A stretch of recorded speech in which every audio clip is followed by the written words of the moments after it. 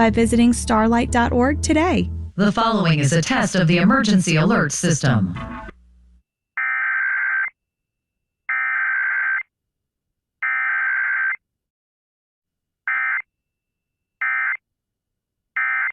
Testing its emergency alert system equipment. The EAS will provide timely emergency warnings. This station serves the Pittsburgh Extended Operational Area. This concludes this emergency alert system test.